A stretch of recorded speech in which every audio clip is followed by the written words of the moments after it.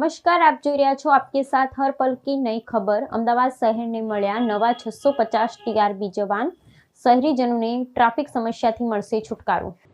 અમદાવાદ પોલીસને મળ્યા નવા ટીઆરબી જવાનો। અમદાવાદ શહેરમાં ટ્રાફિકની સમસ્યા વધુ। ટ્રાફિકની સમસ્યાને નિયંત્રણ કરવા માટે નવા ટીઆરબી જવાનો બજાવશે ફરજ। પોલીસ કર્મચારીની સાથે ટ્રાફિક મેનેજ કરે છે ટીઆરબી જવાન। ટ્રાફિક સમસ્યાનું નિરાકરણ લાવવા અમદાવાદ શહેર પોલીસ સજ્જ। અમદાવાદમાં દિવસે ને દિવસે અમદાવાદ શહેરમાં ટ્રાફિકની સમસ્યા વિકટ બની રહી છે અને વાહનોમાં ઉત્તરોત્તર વધારો થઈ રહ્યો છે। તેવામાં ટ્રાફિક પોલીસ મહત્વનો ભાગ ભજવે છે। શહેર પોલીસ દ્વારા નવા ટીઆરબી જવાનોની ભરતી પ્રક્રિયા શરૂ કરવામાં આવી હતી, જેમની નિમણૂક થયા બાદ તેમને પણ પ્રથમવાર ખાસ પ્રકારની તાલીમ આપી તૈયાર કરવામાં આવ્યા, જેમની પોલીસ વિભાગના અધિકારી કે કર્મચારીની માફક પાસિંગ સેરેમની યોજવામાં આવી। રાજ્યભરમાં પ્રથમવાર છે ટીઆરબી જવાનોની પાસિંગ પરેડ યોજવામાં આવી હતી, જેમાં પોલીસ કમિશનરે જવાનોને સંબોધતા કહ્યું કે વાહનોની વધતી સંખ્યાને કારણે ટ્રાફિક નિયમનનું કામ પડકારજનક બન્યું છે। પોલીસ સાથે મળી ટ્રાફિક પોલીસ ઉત્તમ કામગીરી કરી રહી છે અને આ કામગીરી અનેક પરિવારોની સલામતી સાથે જોડાયેલી છે।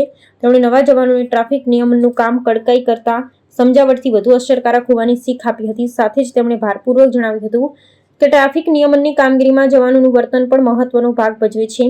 પેટ્રોલ પંપ પર પેટ્રોલની પરિસ્થિતિ બાબતે અમદાવાદ શહેર પોલીસ કમિશનરનું નિવેદન સામે આવ્યું છે, જેમાં તેમનું કહેવું છે કે પેટ્રોલ ડીઝલને લઈ લોકોએ પેનિક થવાની જરૂર નથી અને રાજ્યમાં પર્યાપ્ત જથ્થો પેટ્રોલ અને ડીઝલનો ઉપલબ્ધ છે। પેટ્રોલ પંપ પર અવ્યવસ્થા ન સર્જાય તે માટે પોલીસ પણ ધ્યાન રાખી રહી છે। આજે 600 ટ્રાફિક બ્રિગેડના જે જવાનો છે એની પાસિંગ આઉટ પરેડ યોજવામાં આવી।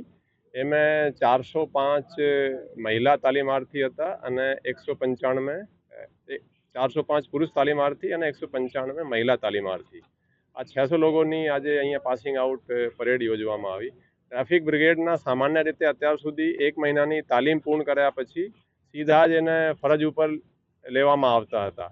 આપણે વિચાર્યું કે આ લોકોને પણ એવું ફીલ થાય કે આ પોલીસના પાર્ટ છે, ડિસિપ્લિન અનુભવે કે ભાઈ અમે ડિસિપ્લિન તમારે ફોલો કરવાનું છે।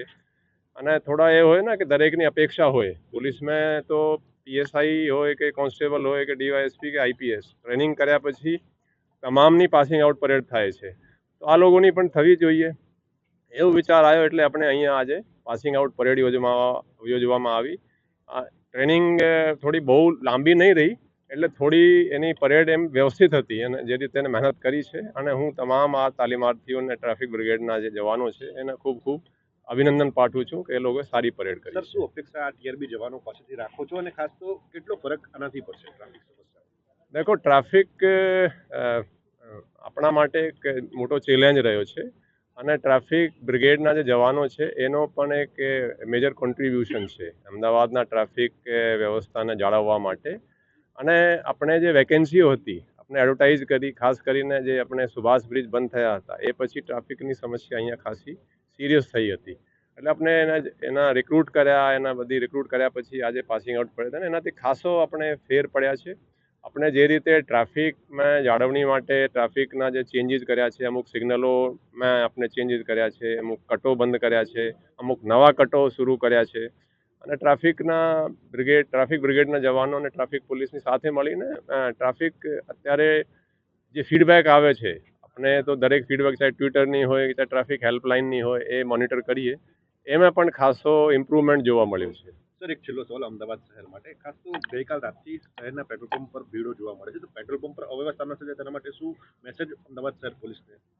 નહીં, દેખો, આપણે આવા કોઈ પેનિક થવાની કંઈ જરૂર નથી। આપણી પાસે માનનીય વડાપ્રધાન શ્રીને પણ એ સ્પષ્ટ કીધું છે કે આપણી કોઈ પેનિક થવાની કંઈ જરૂર નથી। આપણી પાસે પૂરતો સ્ટોક છે અને કોઈએ આ અનનેસેસરી જઈને આ રીતે અવ્યવસ્થા કરવાની જરૂર નથી। તેમ છતાં જે આપણી પોલીસ છે, લોકલ પોલીસ છે, એને વ્યવસ્થા વ્યવસ્થિત રાખશે।